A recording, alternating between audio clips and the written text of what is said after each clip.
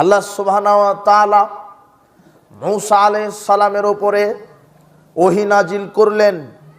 আল্লাহ সুবহানাহু ওয়া তাআলা বলছেন, মূসা ইন্নানি আনাল্লাহ, নিশ্চয় আমি আল্লাহ, লা ইলাহা ইল্লা আনা, আমি ছাড়া প্রকৃত কোনো ইলাহা নাই, ফাবুদনি, অতএব আমার ইবাদত করো, ওয়াকিমিস সালাতা লিযিকরি, আর আমাকে স্মরণ করার জন্য, আমাকে ডাকার জন্য সালাত আদায় করো। যত ইবাদত আছে সবচাইতে বেশি ডাকা যায় সালাতের মাধ্যমে। অন্যান্য ইবাদতে যত ডাকা যায়, আল্লাহর কাছে দোয়া প্রার্থনা করা যায়, সালাত ব্যতিক্রম। সালাতের মধ্যে আল্লাহকে সবচাইতে বেশি ডাকা যায়। কি করে? আপনি তাকবীরে তাহরিমা দেওয়ার পরেই সালাতুল ইস্তিফতাহ, আপনি সালাত শুরুর দোয়া পাঠ করেন। সালাত শুরুর দোয়া পাঠ করার সময়তে যেটা আপনি সানা হিসেবে জানেন, আপনি কি বলেন? আল্লাহুম্মা বাঈদ বাইনি ওয়া বাইনা খাতায়া কামা বা'আদতা বাইনাল মাশরিক ওয়াল মাগরিব। কি বললেন? আল্লাহ বাঈদ, দূরত্ব সৃষ্টি করে দাও, বাইনি ওয়া খাতায়া কামা বা'আদতা বাইনাল মাশরিক ওয়াল মাগরিব, আমার পাপ আর আমাকে ওই রকম দূরত্ব সৃষ্টি করে দাও যেরকম দূরত্ব পূর্ব পশ্চিমের দূরত্ব। পূর্ব পশ্চিমের দূরত্ব যেমন আমার নিকট থেকে আমার পাপের দূরত্ব সৃষ্টি করে দাও তেমন। এভাবে আপনি আল্লাহকে বললেন। ওয়ানাক্কিনি মিনাল খাতায়া কামা ইউনাক্কাস সাওবুল আবয়াযু মিনাদ দানাসে। এরপরে আপনি বললেন, আল্লাহ আমার পাপকে ধুয়ে পরিষ্কার করে দাও যেইভাবে ময়লা কাপড়কে ধুয়ে সাদা করে দেওয়া হয়। আল্লাহুম্মা গসিল খাতায়া বিল মা'i ওয়াস-সালজি ওয়াল বারাদ। আল্লাহ আমার পাপকে বরফ দ্বারা, পানি দ্বারা, শিশির দ্বারা ধৌত করে দাও। এই যে আপনি আল্লাহর সাথে কথা বললেন, আল্লাহকে ডাকলেন। অন্যান্য ইবাদত দিয়ে যত বেশি আল্লাহর নিকটে প্রার্থনা করা যায়, সালাত ব্যতিক্রম। সালাতের বাংলায় হলো প্রার্থনা করা, আল্লাহকে ডাকা। আল্লাহ সুবহানাহু ওয়া তাআলা বলছেন, ওয়ালা যিকরুল্লাহি আকবার, সবচাইতে বড় যেই ইবাদত সেটা হলো সালাত। সালাতের মাধ্যমে আল্লাহকে যত বেশি ডাকা যায়, সালাতের মাধ্যমে আল্লাহর যত নিকটে যাওয়া যায়, প্রাণ খুলে কিছু বলা যায়। অন্যান্য ইবাদতের মাধ্যমে তত প্রাণ খুলে কিছু বলা যায় না। সানা পাঠ করার পরেই আপনি বলছেন সূরা ফাতিহা, আলহামদুলিল্লাহি রাব্বিল আলামিন আর রহমানির রহিম মালিকি ইয়াউমিদ্দিন ইয়্যাকা না'বুদু ওয়া ইয়্যাকা নাস্তাঈন ইহদিনাস সিরাতাল মুস্তাকিম সিরাতাল্লাযীনা আন'আমতা আলাইহিম গায়রিল মাগযুবি আলাইহিম ওয়ালাদ-দাল্লিন। সূরা ফাতিহা সানা পাঠ করার পরে বললেন। আপনি কি বললেন এটা কি বুঝতে পারলেন? আবু হুরায়রা রাদিয়াল্লাহু আনহু বলছেন, রাসূল সাল্লাল্লাহু আলাইহি ওয়াসাল্লাম বলেছেন, মান সাল্লা সালাতান লাম ইয়াকরা ফিহা বিউম্মিল কোরআন ফাহিয়া খিদাজ। যে ব্যক্তি সালাত আদায় করলো অথচ সালাতে সূরা ফাতিহা তেলাওয়াত করলো না, তার সালাত অসম্পূর্ণ, তার সালাত হলো না। যে ব্যক্তি সালাত আদায় করবে, সালাতে সূরা ফাতিহা পাঠ করবে না, তার সালাত হবে না। ফাকিল আলী আবি হুরায়রা, আবু হুরায়রা রাদিয়াল্লাহু আনহুকে সাহাবীগণ জিজ্ঞাসা করলেন, ইন্না নাকুনু ওয়ারাল ইমাম, আবু হুরায়রা আমরা যদি ইমামের পিছনে থাকি তবু কি সূরা ফাতিহা তেলাওয়াত করব? আবু হুরায়রা রাদিয়াল্লাহু আনহু বলছেন, ইকরা বিহা ফি নাফসিকা, হ্যাঁ তুমি সূরা ফাতিহা ইমামের পিছনে চুপে চুপে তেলাওয়াত করো। ফাইন্নী সামি'তু রাসূলুল্লাহ সাল্লাল্লাহু আলাইহি ওয়াসাল্লাম, কেননা আমি রাসূল সাল্লাল্লাহু আলাইহি ওয়াসাল্লামকে বলতে শুনেছি, তিনি বলেছেন, আল্লাহ সুবহানাহু ওয়া তাআলা বলেছেন, কসমতুস সালাতি বাইনি ওয়া বাইনা আবদিন ইসফাইন। আল্লাহ সুবহানাহু ওয়া তাআলা বলছেন, আমি সালাতকে আমার বান্দার মধ্যে আমি সালাতকে আমার বান্দার মধ্যে আধা আধি ভাগ করে দিয়েছি। ইদা ক্বালাল আব্দু, বান্দা যখন বলে আলহামদুলিল্লাহি রাব্বিল আলামিন, যাবতীয় প্রশংসা জগৎ সমূহের প্রতিপালকের জন্য, ক্বাল আল্লাহ তাআলা, তখন আল্লাহ সুবহানাহু ওয়া তাআলা বলেন হামিদানি আব্দি, বান্দা আমার প্রশংসা করলো। দেখেন, সালাতে আপনি আলহামদুলিল্লাহি রাব্বিল আলামিন বলছেন, আপনার কথার উত্তর দিচ্ছেন, আপনি আল্লাহকে ডাকছেন আর আপনার ডাক আল্লাহ সাড়া দিচ্ছে। আপনি যখন বলেন আলহামদুলিল্লাহি রাব্বিল আলামিন, যাবতীয় প্রশংসা সেই আল্লাহ সুবহানাহু ওয়া তাআলার জন্য যিনি জগৎ সমূহের প্রতিপালক, এটা যখন বলেন তখনই আল্লাহ আপনার ডাকে সাড়া দিয়ে বলে হামিদানি আব্দি। ফেরেশতা মণ্ডলী তোমরা সাক্ষ্য থাকো, ওই যে আমার বান্দা বান্দিরা আমার প্রশংসা করলো। ইযা কালা রহমানুর রহিম, যখন বান্দা বলে যিনি পরম করুণাময় অসীম দয়ালু, তখন আল্লাহ বলে আসনা আলাইয়া আব্দি, বান্দা আমার গুণগান পেশ করলো। এরপরে বান্দা যখন বলে মালিক ইয়াউমিদ্দিন, যিনি বিচার দিবসের মালিক, তখন আল্লাহ বলে মাজ্জাদানি আব্দি, বান্দা আমাকে সম্মান প্রদর্শন করলো। এরপরে বান্দা যখন বলে ইয়্যাকা না'বুদু ওয়া ইয়্যাকা নাস্তাইন, আল্লাহ আমরা একমাত্র তোমারই ইবাদত করি, তোমারই নিকটে সাহায্য চাই, তখন আল্লাহ বলে হাযা বাইনা ওয়া বাইনা আবদিন ইসফাইন। শোনো ফেরেশতা মণ্ডলী, এইটা হলো আমার আর আমার বান্দার মাঝে আদা আদি ভাগ। কেমন করে? ইবাদত করছে বান্দা আমার, সালাত আদায় করছে বান্দা আমার, এখন ওই বান্দাকে সাহায্য করার দায়িত্ব আমি আল্লাহ নিজের। যদি আপনি আল্লাহর ইবাদত করেন তাহলে আল্লাহ আপনাকে সার্বিকভাবে সহযোগিতা করবে, আপনার প্রার্থনায় আল্লাহ সাড়া দিবে। এরপরে আল্লাহ সুবহানাহু ওয়া তাআলা বলছেন ইহদিনাস সিরাতাল মুস্তাকিম সিরাতাল্লাযীনা আন'আমতা আলাইহিম গায়রিল মাগযুবি আলাইহিম ওয়ালায-যাল্লিন। আল্লাহ আমরা আপনার নিকটে সঠিক সহজ সরল পথ প্রার্থনা করছি, তাদের পথ যারা নিয়ামত প্রাপ্তদের মধ্যে অন্তর্ভুক্ত, নবীন, সিদ্দিকিন, শুহাদা, সলেহিন, এদের কাতারে আমাদেরকে শামিল করুন আর আমাদেরকে অভিশপ্ত পথভ্রষ্ট ইহুদি খ্রিস্টানের চক্রান্ত থেকে দূরে রাখুন। তখন আমরা বলি আমিন। এবার আল্লাহ বলছেন ওয়ালি আব্দি মাসালা, হাযালি আব্দি ওয়ালি আব্দি মাসালা, এইটা সম্পূর্ণ আমার বান্দার জন্যে। আর সূরা ফাতিহার মাধ্যমে বান্দা আমার কাছে যা চাইলো আমি আল্লাহ বান্দাকে তাই দান করলাম। আমরা সূরা ফাতিহায় চেয়েছি আল্লাহ আমাদেরকে সঠিক পথ দেখান।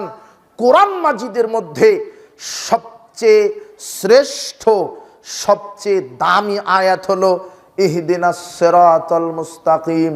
এটা হলো আয়াত, সবচেয়ে দামি শ্রেষ্ঠ আয়াত, সবচাইতে দামি আয়াত হলো ইহদিনাস সিরাতাল মুস্তাকিম।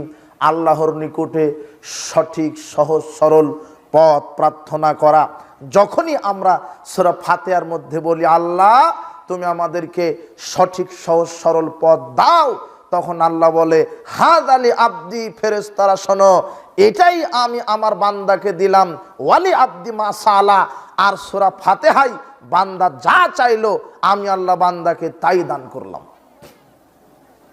এই জন্য বলছি সালাত দিয়ে যত আল্লাহকে ডাকা যায় অন্য কোনো ইবাদত আমলে তত ডাকা যায় না। সূরা ফাতিহা তেলাওয়াত শেষে আরেকটি সূরা পড়লেন, ইখলাস, ফালাক, নাস যা জানা আছে পড়েন।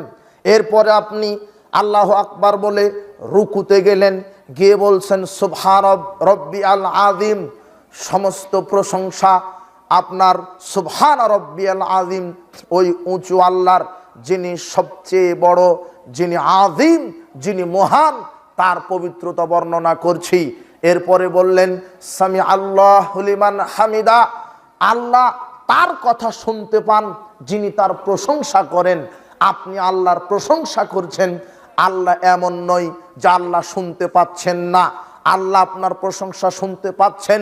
এরপরে বলছেন আল্লাহুম্মা রব্বানা লাকাল হামদ, আল্লাহ যাবতীয় প্রশংসা একমাত্র তোমারই জন্য, এই কথা আপনি বললেন।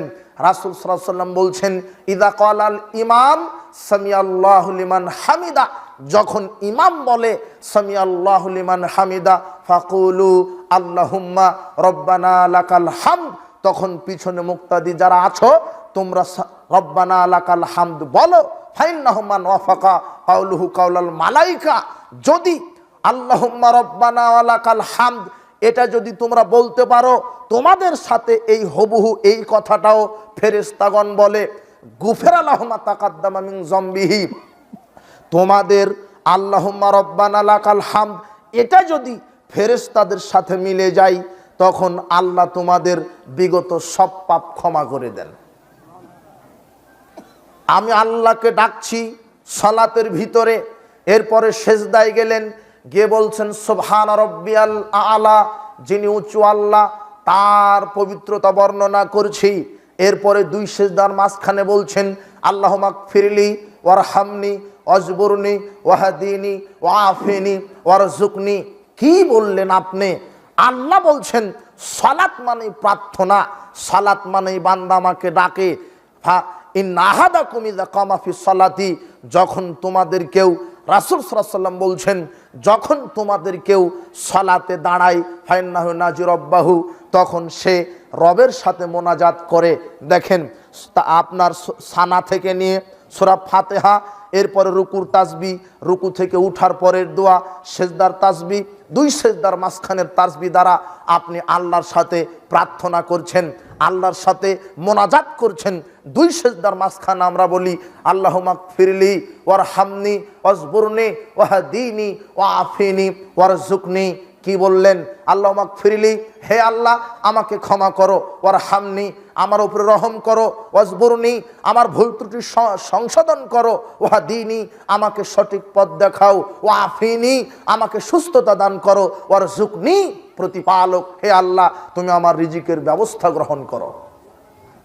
আপনি এটা সালাতে বললেন, আপনি সালাতে আল্লাহকে ডাকছেন, আল্লাহ আপনার ডাকে সাড়া দিচ্ছেন। বলছিলাম ওয়াকিমিস সালাতা লিযিকরি, আল্লাহ বলছেন পৃথিবীর মানুষ আমাকে ডাকার জন্য সালাত আদায় করো।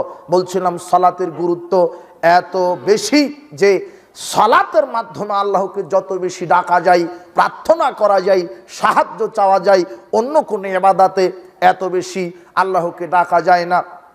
তাই তো আল্লাহ সুবহানাহু ওয়া তাআলা বলছেন ওয়াস্তাঈনু বিস-সাবরি ওয়াস-সালাহ, পৃথিবীর মানুষ তোমরা সালাতের মাধ্যমে, ধৈর্যের মাধ্যমে আমার নিকটে সাহায্য প্রার্থনা করো, আমার নিকটে সাহায্য চাও। সালাতের মাধ্যমে, ধৈর্যের মাধ্যমে বিপদে পড়েছেন, 2 রাকাত সালাত আদায় করে আল্লাহর নিকটে প্রার্থনা করেন। আপনার কিছু প্রয়োজন, 2 রাকাত সালাত আদায় করে আল্লাহর নিকটে প্রার্থনা করেন। ব্যবসা করতে যাচ্ছেন, আপনি চাকরি করবেন না ব্যবসা করবেন, সালাত ইস্তেসখারা আপনি কল্যাণ প্রার্থনার সালাত 2 রাকাত আদায় করেন। আপনি পাপ করেছেন, আপনি 2 রাকাত সালাত আদায় করে আল্লাহর নিকটে পাপ থেকে বাঁচতে চান, আপনি তওবা করেন, আল্লাহর নিকটে ফিরে আসেন। আপনি কত বড় পাপী, পৃথিবীতে এমন কোনো পাপ নাই যেই পাপ আল্লাহ ক্ষমা করবেন না। আপনি কত বড় পাপী, আল্লাহ এটা দেখতে চাচ্ছেন না। আনাস রাদিয়াল্লাহু আনহু বলছেন রাসূল সাল্লাল্লাহু আলাইহি ওয়াসাল্লাম বলেছেন, আল্লাহ সুবহানাহু ওয়া তাআলা বলছেন হাদিসে কুদসি, ইবনে আদম ইন্নাকা মা দাওতানি ওয়া রাজাউতানি, হে আদমের সন্তানেরা শোনো, তোমরা যতদিন আমাকে ডাকবে ক্ষমার আশা নিয়ে, গাফারতু লাক আমি তোমাদেরকে ক্ষমা করব, ওয়ালা উবালি আলামা কানা মিনকা আমি কারো পরোয়া করি না, কেননা আমি আল্লাহ পাপ ক্ষমা করতে পারি, পৃথিবীর কোনো মানুষের পাপ ক্ষমা করতে পারে না।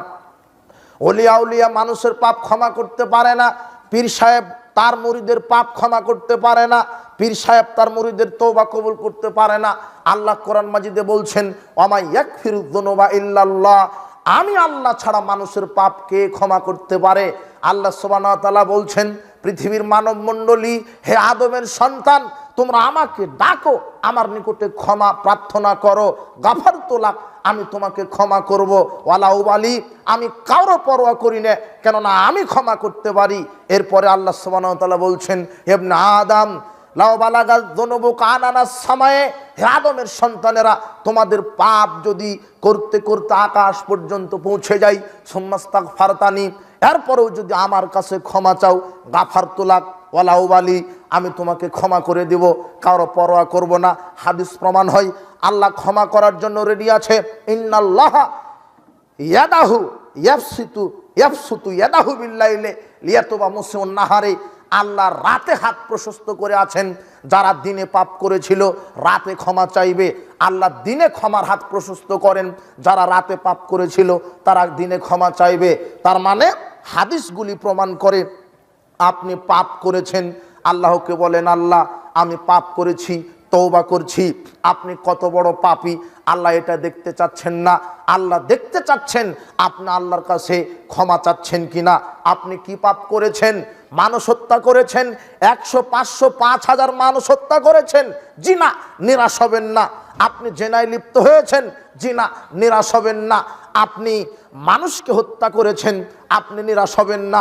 আপনি মদ পান করেছেন, আপনি নিরাশ হবেন না। আপনি আল্লাহর সাথে শিরক করেছেন, কবর পূজা, মাজার পূজা, মূর্তি পূজা করেছেন, আল্লাহ ছাড়া অন্য কাউকে সিজদা করে মুশরিক হয়েছেন, জি না, আপনি নিরাশ হবেন না। আপনি আপনার পাপের কথা আল্লাহকে বলুন। তওবা করার শর্ত 3টা। 1, পাপ স্বীকার করতে হবে। প্রথমে আপনার পাপ স্বীকার করতে হবে। আল্লাহর এত দয়া, মানুষ হয়ে মানুষের কাছে পাপ স্বীকার করলে, অপরাধ স্বীকার করলে জেল জুলুম হয়, আর আল্লাহর কাছে পাপ স্বীকার করলে আল্লাহ পাপ ক্ষমা করে দেন। মানুষ হয়ে মানুষের কাছে পাপ স্বীকার করলে আল্লাহ, মানুষ হয়ে মানুষের কাছে পাপ স্বীকার করলে মানুষ শাস্তি দেয়। মানুষ হয়ে মানুষের কাছে দোষ স্বীকার করলে মানুষ শাস্তি দেয়, জেল, ফাঁসি, শুলিতে চড়াই। কিন্তু আল্লাহর কাছে পাপ স্বীকার করলে আল্লাহ পাপ ক্ষমা করেন। 1, আল্লাহর কাছে তওবার 3টা শর্ত। 1, আল্লাহর নিকটে আপনি পাপ স্বীকার করেন, বলবেন আল্লাহ, তওবার 2 রাকাত সালাত আদায় করবেন। এরপরে আল্লাহকে বলবেন আল্লাহ আমি মদ পান করে ফেলেছি, আল্লাহ আমি 100 জন মানুষকে হত্যা করেছি, আল্লাহ আমি জেনায় লিপ্ত হয়েছি, আমি মহাপাপী, আল্লাহ আমি তোমার সাথে শিরক করেছি, আমি বড় পাপী, এখন ভুল বুঝতে পেরেছি। এটা 1 নম্বর স্বীকৃতি। 2 নম্বর শর্ত, আপনি কান্নাকাটি করবেন, চোখ থেকে পানি বিসর্জন দিবেন, অনুশোচনা অনুতপ্ত হবেন।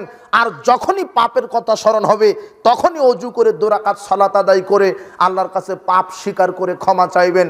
3 নম্বর ব্যাখ্যা আপনাকে বলতে হবে, প্রতিপালক আমি যে জেনায় লিপ্ত হয়েছিলাম, আমি আজকে ওয়াদা করছি আমি মরা পর্যন্ত আর জেনায় লিপ্ত হব না। প্রতিপালক আমি দুনিয়াতে এমন কোনো মদ নাই যেই মদ পান করিনি, আজকে ওয়াদা করছি আমি আর মরা পর্যন্ত কোনো মদ মুখে দিব না। প্রতিপালক আমি মানুষকে হত্যা করেছি 1000 নয় 5000, আজকে আমি ওয়াদা করছি মরা পর্যন্ত আর মানুষ হত্যা করব না। প্রতিপালক আমার বয়স 90 হয়ে গেছে, আমি 90 বছর বয়স পর্যন্ত আমি শিরক করেছি, কবরে মাজারে সিজদা দিয়েছি, আপনার নাম ব্যতীত কবরের নামে গরু খাসি মানত করেছি, কুরবানি করেছি, আমি বড় মুশরিক ছিলাম। তবে আমি আজকে ওয়াদা করছি আমি মরা পর্যন্ত আর তোমার সাথে, আপনার সাথে শিরক করব না।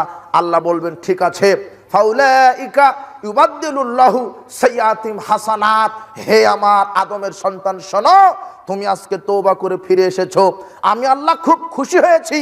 আজকে আমি আল্লাহ, তুমি সাক্ষ্য থাকো, আমি আল্লাহ বলছি তোমার বিগত সব পাপকে আমি ক্ষমা করে দিলাম। শুধু ক্ষমা করে দিলাম না, বিগত সব পাপকে আমি আল্লাহ নেকি করে দিলাম। তার মানে আপনি তওবার 2 রাকাত সালাত আদায় করেন, সালাতের মাধ্যমে যত আল্লাহকে ডাকা যায়, অন্য কোনো ইবাদতে তত ডাকা যায় না। পাপ করেছেন 2 রাকাত সালাত আদায় করেন, বিপদে পড়েছেন 2 রাকাত সালাত আদায় করেন, ভালো মন্দ কোনটা কাজ কি করবেন বুঝতে পারেন না, আপনি 2 রাকাত সালাত আদায় করে আল্লাহর কাছে বলেন আল্লাহ আমি এই ব্যবসা করব না এই চাকরি করব, আল্লাহ আপনার ফয়সালা করে দিবে। সূর্যগ্রহণ হয়েছে, চন্দ্রগ্রহণ হয়েছে, 2 রাকাত সালাত আদায় করেন। স্ত্রী অসুস্থ, 2 রাকাত সালাত আদায় করে আল্লাহর কাছে সুস্থতা হওয়ার জন্য প্রার্থনা করেন। সালাত দিয়ে আল্লাহর নিকটে যত সাহায্য চাওয়া যায় অন্য কোনো ইবাদতে তত সাহায্য চাওয়া যায় না। বলছিলাম সালাতের গুরুত্ব। আল্লাহ সুবহানাহু ওয়া তাআলা বলছেন, উতলু মা উহিয়া ইলাইকা মিনাল কিতাব ওয়া আকিমিস সালাহ। মুহাম্মদ সাল্লাল্লাহু আলাইহি ওয়াসাল্লাম, আপনার উপরে যে কিতাব দেওয়া হয়েছে তা আপনি তেলাওয়াত করেন, এরপরে সালাত আদায় করেন। ইন্নাস সালাতা তানহা আনিল ফাহশাই ওয়াল মুনকার, নিশ্চয় সালাত মানুষকে খারাপ কাজ এবং ফায়সা অশ্লীল কাজ থেকে বিরত রাখে, বাঁচিয়ে রাখে। বলছিলাম সালাতের গুরুত্ব অপরিসীম, সালাতের ফজিলত অপরিসীম। আপনাকে দেখায় একজন মুসলিম ঈমান আনার সাথে সাথে তার উপরে সালাত ফরজ হয়। আব্দুল্লাহ বিন আব্বাস রাদিয়াল্লাহু আনহু বলেন, লাম্মা বাআসান নবী সাল্লাল্লাহু আলাইহি ওয়াসাল্লাম মুআয ইবনে জাবাল নাহওয়াল ইয়ামান, রাসূল সাল্লাল্লাহু আলাইহি ওয়াসাল্লাম মুআয বিন জাবালকে ইয়ামানে যখন পাঠালেন তখন বললেন, মুআয ইন্নাকা তাকদামু আলা কওমিন মিন আহলিল কিতাব, শোনো মুআয, তুমি ইহুদি খ্রিস্টানের নিকটে যাচ্ছ। ফাআওয়ালা ফালিয়াকুন আওয়ালা মা তাদউহুম ইলা আন ইউহিদুল্লাহ তাআলা, তুমি ইহুদি খ্রিস্টানকে প্রথমে কালেমার দাওয়াত দিবে, তাওহীদের দাওয়াত দিবে। যদি তারা মেনে নেয় তাহলে বলবে আন্নাল্লাহ ফারাজা আলাইহিম খামসা সালাওয়াত ফি ইয়াউমিহিম ওয়া লাইলাতিহিম। যদি তারা ঈমান আনে, প্রথম কাজ ঈমানের দাওয়াত, তাওহীদের দাওয়াত। যদি তারা মেনে নেয় তাহলে বলবা আল্লাহ তোমাদের ওপরে 5 ওয়াক্ত সালাত ফরজ করেছেন। ফাইজা সাল্লাউ, যদি তারা সালাত আদায় করে, ফাখবিরুহুম, তাদেরকে খবর দিবা, তাদেরকে বলে দিবা আন্নাল্লাহ ফারাজা আলাইহিম যাকাতান ফি আমওয়ালিহিম তুখাযু মিন গানিহিম ফাতুরাদ্দু আলা ফাকিরিহিম, তোমাদের উপরে আল্লাহ এখন যাদের সামর্থ্য আছে যাকাত ফরজ করেছেন। বলছিলাম ইসলাম ধারাবাহিকতায় চলে। প্রথমে কালেমা, ঈমান আনতে হবে। সালাতের পূর্ব শর্ত মুসলিম হতে হবে, ঈমান হতে হবে। যারা অমুসলিম, যাদের ঈমান নেই, যারা বড় শিরক করে, এদের ঈমান নেই, এদের সালাত কবুল হবে না। আগে ঈমান ঠিক থাকতে হবে, তারপরে ইবাদত। ঈমান আনতে হবে 1, 2 নম্বরে সালাত আদায় করতে হবে। ঈমান আনার সাথে সাথে একজন মানুষের উপরে ফরজ হয় সালাত, 5 ওয়াক্ত সালাত। আব্দুল্লাহ বিন ওমর রাদিয়াল্লাহু আনহু বলেন, রাসূল সাল্লাল্লাহু আলাইহি ওয়াসাল্লাম বলেছেন, বুনিয়াল ইসলাম আলা খামসিন, ইসলামের বুনিয়াদ, ইসলামের খুঁটি 5টি।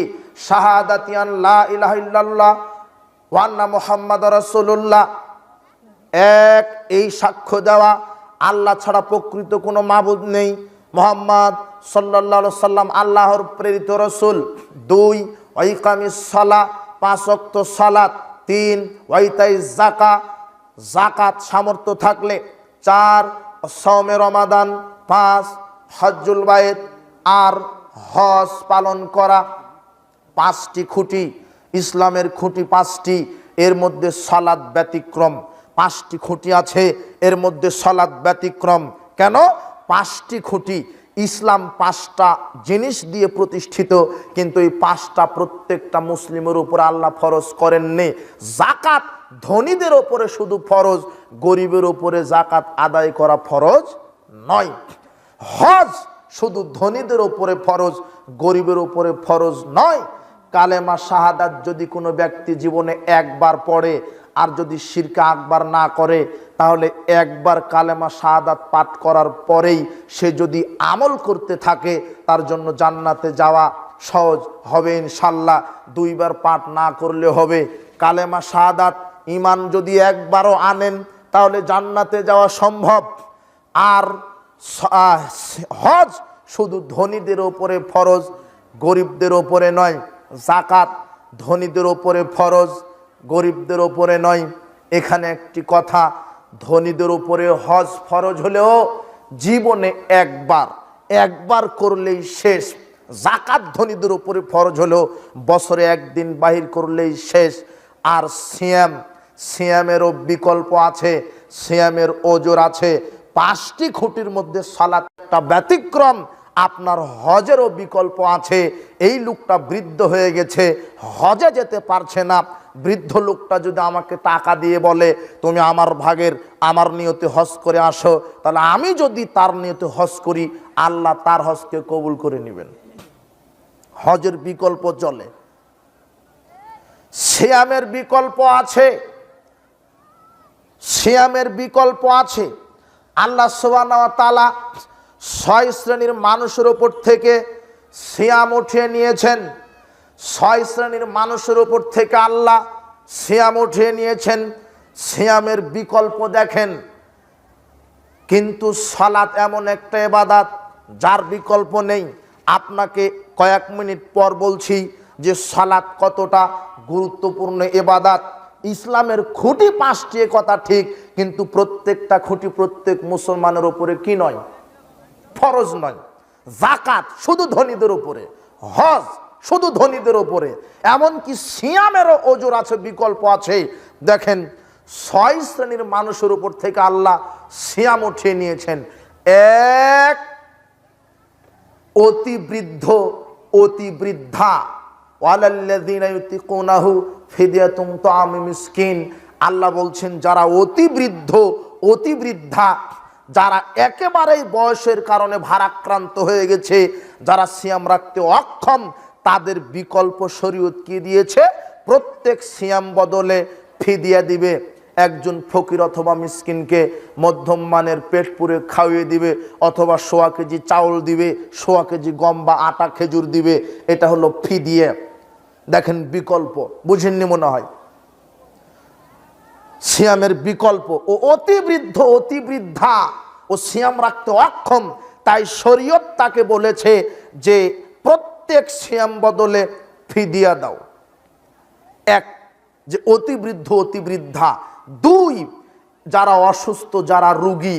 রোগী 2 ধরনের, এক হলো চিরস্থায়ী আর এক হলো ক্ষণস্থায়ী। চিরস্থায়ী রোগী, যারা ডাক্তার বলেছে এই রোগ আর ভালো হবে না, প্যারালাইজড, ক্যান্সার, বা চিরস্থায়ী রোগী একেবারে বেডগ্রস্ত, আর ভালো হবে না, এর শরীয়ত কি? এ প্রতি সিয়াম বদলে ফিদিয়া দিবে। আর যে সাময়িক অসুস্থ হয়ে গেছে, রমাদানের 10টা সিয়াম রাখতে রাখতে হঠাৎ করে কলেরা, ডায়রিয়া বা অসুস্থ, এমন ডাক্তার বলেছে যে এই ওষুধ 1 সপ্তাহ সেবন করো, সিয়াম রাখা যাবে না। এই সাময়িক অসুস্থতার কারণে 1 সপ্তাহ সিয়াম রাখতে পারেনি, এই 1 সপ্তাহ সিয়াম কাজা হয়েছে। এই 1 সপ্তাহ, এই 7 দিন সিয়াম রাখবে। তার সময়সীমা হলো আগামী রমাদান আসা পর্যন্ত। এই যে দেখেন সিয়ামের বিকল্প চলছে। 1, অতি বৃদ্ধ, অতি বৃদ্ধা। 2, যারা অসুস্থ। অসুস্থ 2 ধরনের, যারা চিরস্থায়ী এরা ফিদিয়া দিবে ওই অতি বৃদ্ধ, অতি বৃদ্ধার মতো। আর যারা ক্ষণস্থায়ী রোগী, তারা কাজা সিয়াম আদায় করবে, যেই কয়টা সিয়াম অসুস্থতার কারণে ছুটে গেছে। 3, মুসাফির, যারা একেবারে সফরে বের হয়েছে। যারা মুসাফির, রমাদানে আপনি সফরে বের হয়েছেন, জরুরি কাজে 1 সপ্তাহ সফরে ছিলেন, আল্লাহ বলছেন মুসাফিরের ওপর থেকে সিয়াম উঠে নেওয়া হয়েছে। 1 সপ্তাহ সফরে থাকার কারণে যেই 1 সপ্তাহ 7 দিন সিয়াম রাখতে পারেননি, এই 7 দিন সিয়াম কাজা আদায় করতে হবে। সময় আপনার আগামী রমাদান আসা পর্যন্ত। এই যে দেখেন মুসাফিরের ওপর থেকে সাময়িক সিয়াম আল্লাহ উঠিয়ে নিয়েছেন। 4, স্তন্যধাত্রী মা। স্তন্যধাত্রী মা, যেই মা বাচ্চাকে দুধ পান করায়। 5, গর্ভধারিণী মা, গর্ভধারণকারী স্তন্যধাত্রী মা। এই 2 শ্রেণীর নারীদের নিকট থেকে ওপর থেকে আল্লাহ সিয়াম উঠিয়ে নিয়েছেন। মোটামুটি একটা মহিলা পেটে বাচ্চা ধারণ করা থেকে শুরু করে দুধ পান করানো পর্যন্ত 3 বছর, পেটে বাচ্চা থাকে 10 মাস, আর দুধ পান করায় 2 বছর, মোটামুটি 3 বছর। 3 বছরের 3 30 90টি সিয়াম মহিলা রাখতে পারে না। এই 3 বছর একটা মহিলার উপর থেকে আল্লাহ সিয়াম উঠিয়ে রাখেন। তো এই 90টা সিয়াম রাখবে কখন? আল্লাহ এর সময়সীমা দিয়েছেন এই মহিলার মরা পর্যন্ত। বুঝেননি মনে হয় শরীয়ত। দেখেন সিয়ামের বিকল্প। সিয়ামের কি বিকল্প? ও 3 বছর রাখতে পারেনি, সময়সীমা মরা পর্যন্ত 90টা সিয়াম রাখবে। অনেক সাহাবীগণ, মুহাদ্দিসগণ বলেছেন যে না রাখলেও এই গর্ভবতী নারী এরাও ফিদিয়া স্বরূপ ফকির মিসকিনকে চাউল বা মধ্যম মানের খাদ্য দিতে পারে। তবে কাজা আদায় করলে 90টা সিয়াম কাজা আদায় করবে, সময়সীমা তার মরা পর্যন্ত। 6 হায়েজ নেফাস আলী মহিলা যারা রমাদানে সিয়াম রাখতে রাখতে ঋতু শুরু হয়ে গেছে, 5 দিন 7 দিন 3 দিন যে কয়দিন ঋতু ছিল সেই কয়দিন সিয়াম আল্লাহ উঠিয়ে নিয়েছে। এই ঋতুবতী হওয়ার কারণে যেই কয়টা সিয়াম কাজা হয়েছে এই কয়টা সিয়াম সে কাজা আদায় করবে, সময়সীমা 1 বছর আগামী রমাদান পর্যন্ত। বলছিলাম যে 5টা খুঁটি ইসলামের, কিন্তু 5টা স্তম্ভ খুঁটি প্রত্যেক মুসলমানের উপরে ফরজ নয়। হজ ফরজ শুধু ধনীদের উপরে, যাকাত ফরজ শুধু ধনীদের উপরে, আরে সিয়াম ফরজ তাও 12 মাসে একটা মাস 30টা দিন। তারপরেও আল্লাহ 6 শ্রেণীর মানুষ থেকে সাময়িক সিয়াম বহাল উঠিয়ে নিয়েছেন, কিন্তু সালাত হলো ব্যতিক্রম। সালাত ব্যতিক্রম, সালাত ব্যতিক্রম। এটা 12 মাসে 1 মাস শুধু আদায় করলে হয় না। অতি বৃদ্ধ অতি বৃদ্ধা হয়েছেন, এই ওজোর সালাত দেখে না। আপনি মুসাফির, এই ওজোর সালাত দেখে না। আপনার পেটে বাচ্চা আছে, এই ওজোর সালাত দেখে না। আপনি সন্তানকে দুধ পান করান, এই ওজোর সালাত দেখে না। আপনি গোসল করতে হবে, পানি নেই, আপনি তায়াম্মুম করবেন। ওযু করে সালাত আদায় করা লাগে, পানি নেই, মাটি দিয়ে তায়াম্মুম করবেন। সালাত ওজুর দেখবে না যে পানি নাই তাই ওযু করতে পারলাম না তাই সালাত করব না। জি না, সালাত আপনাকে বলছে পানি নেই তায়াম্মুম করো। তায়াম্মুমের জন্য মাটি নেই, বিনা তায়াম্মুম বিনা ওযুতেই সালাত আদায় করতে হবে। পরিষ্কার পোশাক পরে সালাত আদায় করতে হয়। আপনার পরিষ্কার পোশাক নেই, পেশাব পায়খানা লেগে থাকা পোশাকেই সালাত আদায় করতে হবে। পরিষ্কার অপরিষ্কার কোনো পোশাকই নেই, উলঙ্গ হয়েই সালাত আদায় করতে হবে। সালাত আপনার কোনো ওজুর দেখবে না। শোনেন, আপনার দাদা আপনার দাদি এত অতি বৃদ্ধ বৃদ্ধা হয়ে গেছে, একেবারে বিছানাগ্রস্ত, সব সময় পেশাব পায়খানা পড়তেই থাকে, পেশাব পায়খানা পড়তেই থাকে।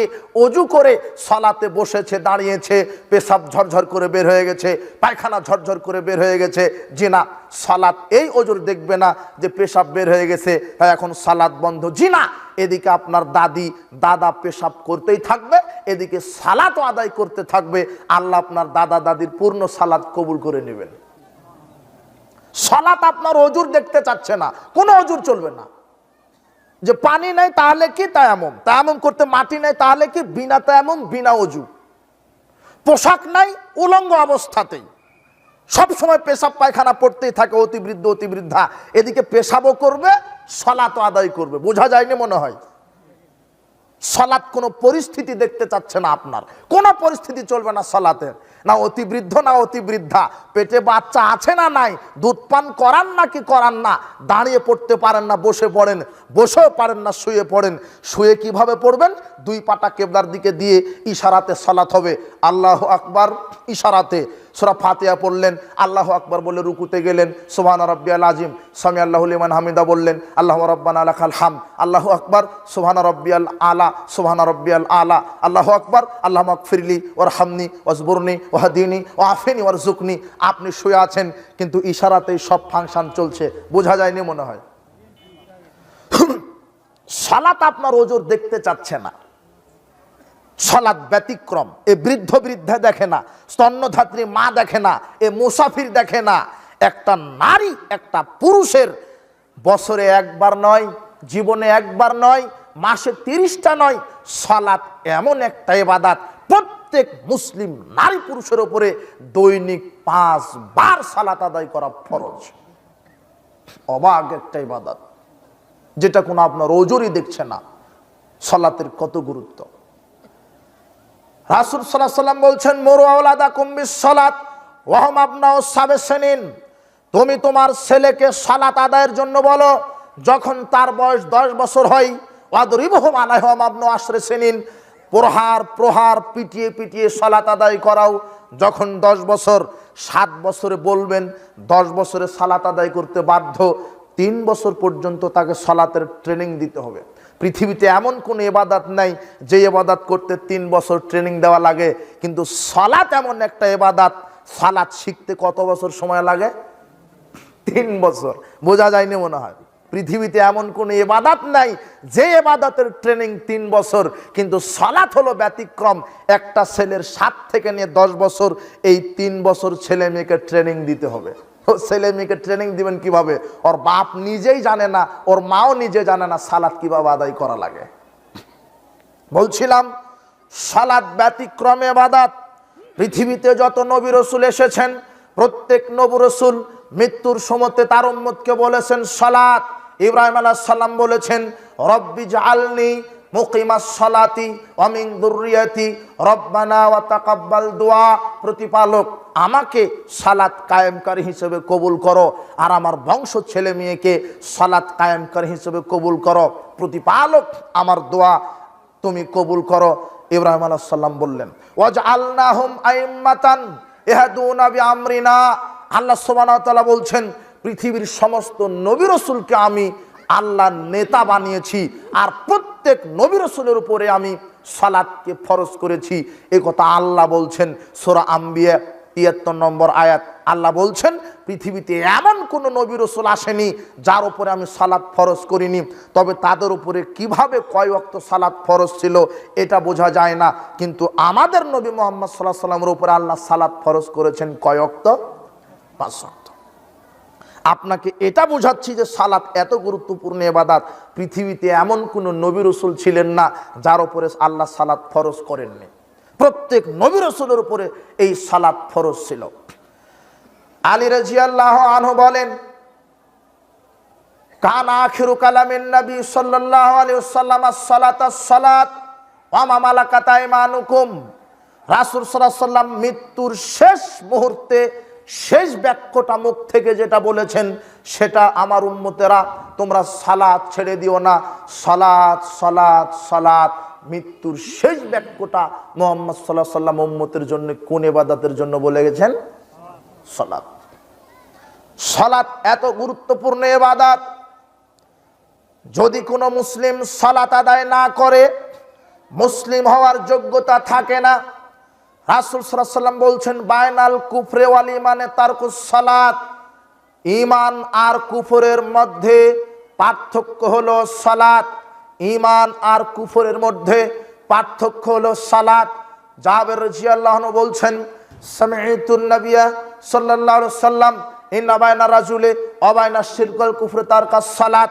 জাবের রাদিয়াল্লাহু আনহু বলছেন আমি রাসূল সাল্লাল্লাহু আলাইহি ওয়াসাল্লামকে বলতে শুনেছি, তিনি বলেছেন, কি বলেছেন? একজন কাফের মুশরিক আর আল্লাহর বান্দার মধ্যে পার্থক্য হলো সালাত। যারা সালাত আদায় করে তারা আল্লাহর গোলাম মুসলিম, যারা সালাত আদায় করে না এরা হলো কাফের, এরা হলো মুশরিক। যারা সালাত আদায় করে এরা হলো মুসলিম, যারা সালাত আদায় করে না এরা হলো কাফের। রাসূল সাল্লাল্লাহু আলাইহি ওয়াসাল্লামের সাহাবীগণ মা কানা আসহাবু মুহাম্মাদিন সাল্লাল্লাহু আলাইহি ওয়াসাল্লাম লা ইয়ারাউনা শাইয়্যাম মিনাল আমালে তারকু গায়রা সালাত। সাহাবীগণ কোন আমল ছেড়ে দেওয়াকে কুফরি বলতেন না সালাত ব্যতীত। সিয়াম যদি কেউ ছেড়ে দেয় বলতেন না ও কাফের, কিন্তু সালাত যদি কেউ ছেড়ে দিত সাহাবারা বলতো যে লোকটা কাফের হয়ে গেছে। সাহাবাদের ফতোয়া, যে সালাত আদায় করে না সে কি? কাফের। যে সালাত 5 ওয়াক্ত আদায় করে সে মুসলিম, যে করে না সে কাফের।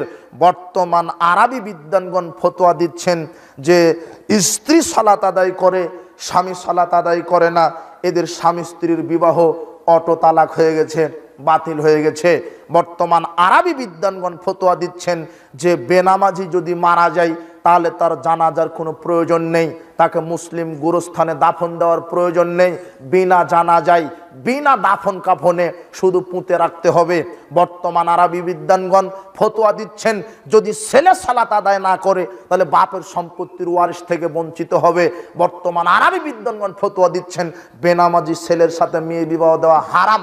বর্তমান আরবি বিদ্বানগণ ফতোয়া দিচ্ছেন যে বেনামাজি ছেলের হাতে মেয়ে বিবাহ দেওয়া হারাম, বেনামাজির সাথে মেয়ে বিবাহ দেওয়া হারাম, বেনামাজির সাথে মেয়ে বিবাহ দেওয়া হারাম। বর্তমান আরবি বিদ্বানগণ ফতোয়া দিচ্ছেন বেনামাজি যদি পশু প্রাণী জবহ করে তার গোশত খাওয়া হারাম, তার গোশত খাওয়া হারাম, তার গোস্ত খাওয়া হারাম। এটা সৌদি আরবের ফতোয়া, লাজনায়ে দায়েমার ফতোয়া বোর্ডের ফতোয়া। এই ফতোয়াটাও ঠিক আছে, কিন্তু ইমাম মালিক, ইমাম শাফি বলছে যে 4 ইমামের ফতোয়া তো আরো অবাক কথা। 4 ইমামের ফতোয়াতে বেনামাজির বেঁচে থাকারই সুযোগ নাই। বেনামাজি এত খারাপ। ইমাম মালিক, ইমাম শাফি বলছেন তাকে সালাতের জন্য বলো, যে সালাত আদায় করে না সে ফাসেক। সালাতের জন্য বারবার লোকমা দাও, তাগাদা দাও, যদি না করে তাহলে তার মৃত্যুদণ্ড। ইমাম আবু হানিফা রাহিমাহুল্লাহ তিনি বলছেন যে ব্যক্তি সালাত আদায় করে না তাকে জেলখানায় বন্দি করে রাখো, তার বেঁচে থাকার কোনো সুযোগ নেই। আর ইমাম আহমদ বিন হাম্বল বলছেন আজান হওয়ার পরে যে ব্যক্তি মসজিদে গিয়ে সালাত আদায় করে না তাকে ছুরি দিয়ে জবাহ করতে হবে। এটা ইমামগণের ফতোয়া। তবে এই বিধানগুলি কায়েম করবে দেশের মুসলিম সরকার, মুসলিম শাসক। বুঝেননি মনে হয়? বেনামাজির বেঁচে থাকার কোনো সুযোগ নেই। ও মানুষই নয়, কুকুর শিগাল তার চাইতে ভালো। 1 খুঁটিতে কুকুর শুয়োর আর 1 খুঁটিতে বেনামাজি। আল্লাহর কাছে শুয়োরের মর্যাদা বেশি। বেনামাজি এত খারাপ, ও খুবই খারাপ, ও পশু প্রাণীর চাইতে খারাপ। ওকে পুঁতে রাখতে হবে, মরার পরে জানাজা চলবে না। একটা স্বাভাবিক গতিতে আপনি বুঝেন যে লোকটা জীবিত থাকা অবস্থাতেই 5 ওয়াক্ত সালাত আদায় করেনি। জানাজার সালাত আদায় করা ফরজে কিফায়া। বুঝেননি মনে হয়? জানাজার সালাত কি আর 5 ওয়াক্ত সালাত ফরজ। তো জীবিত থাকতে ফরজটা আদায় করেনি, মরার পরে কেফা নিয়ে পাড়াপাড়ি করার দরকার আছে? এটা বুকামি ছাড়া কিছুই নয়। বুঝেননি মনে হয়?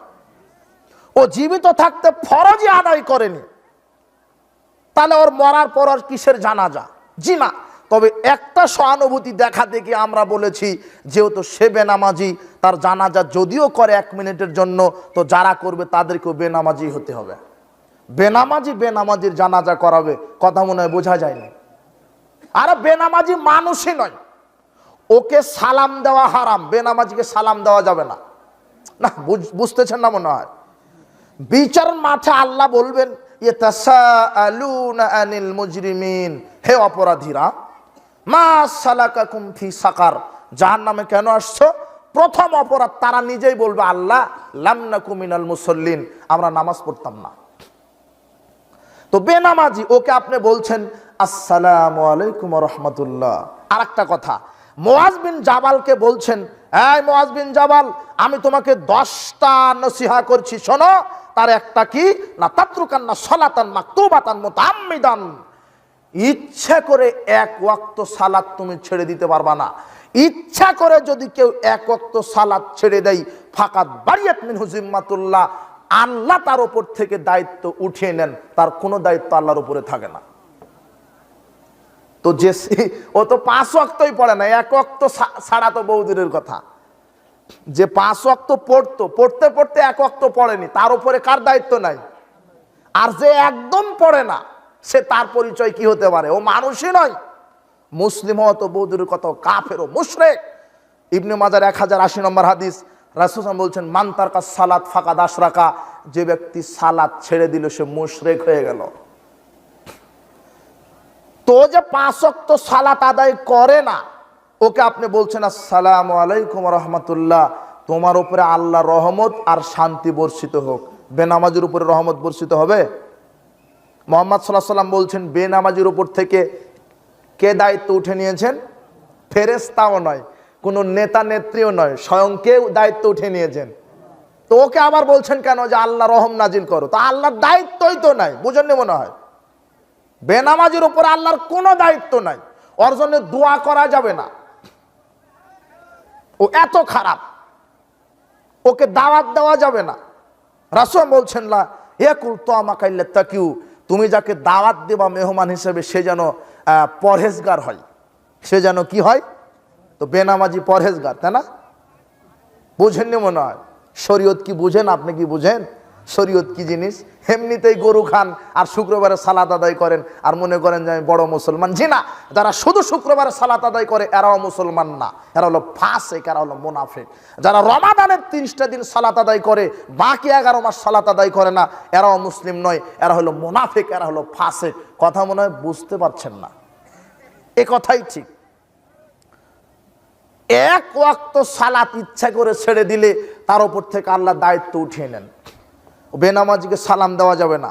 আর যে জর্দা দিয়ে পান মুখে দিয়ে আছে, আর হাতে সিগারেট আছে, তাকে সালাম দেওয়া হারাম। বুঝেননি মনে হয়?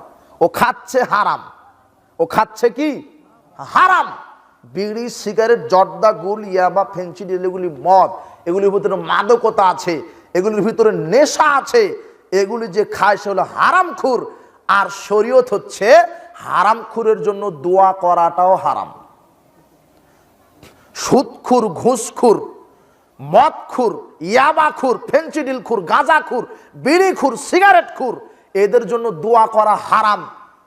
বলতে পারবে না আল্লাহ ওকে ক্ষমা করো, ওর উপরে দয়া করো, ওর বিপদ উদ্ধার করো, ওর পাপ ক্ষমা করো, ওকে সাহায্য করো, এই দোয়া করা হারাম। দলিল কি? সহিহ মুসলিম খুলেন, 423 নম্বর হাদিস। আব্দুল্লাহ বিন ওমর রাদিয়াল্লাহু আনহু ইবনে আমেরকে দেখতে গেছেন। ইবনে আমেরের বাড়িতে যখনই গেছে অসুস্থ। ইবনে আমের হলো অসুস্থ লোক। ওমরের ছেলে আব্দুল্লাহ রাদিয়াল্লাহু আনহু, ওমর রাদিয়াল্লাহু আনহুর ছেলে আব্দুল্লাহ, তিনি গেছেন ইবনে আমেরকে দেখতে। দরজায় ঢুকতেই অসুস্থ শরীর নিয়ে ইবনে আমের বলছে, হে আব্দুল্লাহ, আলা তাদুল্লাহ আলী, হে আব্দুল্লাহ তুমি আমার জন্য একটু আল্লাহর কাছে দোয়া করো, আমি বড় বিপদে অসুস্থ, আল্লাহ যেন আমাকে সুস্থতা দান করে, আল্লাহ যেন আমার পাপ ক্ষমা করে। তখন ওমরের ছেলে আব্দুল্লাহ জবাব দিচ্ছে, কুনতা আলাল বাসরা, তুমি তো বসরার মন্ত্রী ছিলে, নেতা ছিলে, তুমি তো বসরার গভর্নর ছিলে। আর বসরার এমপি মন্ত্রী নেতাগিরি করতে গিয়ে বসরাবাসীর উপরে সরকারি রাষ্ট্রীয় কোষাগার থেকে যত চাল, গম, ভুট্টা, ধান, গম যেগুলি এসেছিল, খেজুর, এগুলি তুমি জন্মের আত্মসাৎ করেছো, দুর্নীতি করেছো, তুমি তো দুর্নীতিবাজ, তোমার জন্য কোনো দোয়া চলবে না। হারামখুরের জন্য কি চলবে না? যে সুদখুর, জিনা, দোয়া চলবে না। যে হারামখুর, ঘুষখুর, সুদখুর, যে বিড়িখুর, সিগারেটখুর, ইয়াবাখুর, বলতে পারবেন না আল্লাহ তুমি তাকে ক্ষমা করো। তবে একটা দোয়া করা জায়েজ, আল্লাহ তুমি তাকে হেদায়েত দান করো। বুঝেননি কথা মনে হয়? আরে হেদায়েত দান করো, এতটুকুন বলতে পারেন। কিন্তু সুদখুর বিপদে আপনি বলতে পারবেন আল্লাহ বিপদটা রক্ষা করো, বলার কোনো সুর, এটাই শরীয়ত। অসুস্থ, আল্লাহ সুস্থতা দান করো, জি না, বলাই যাবে না, এটাই শরীয়ত।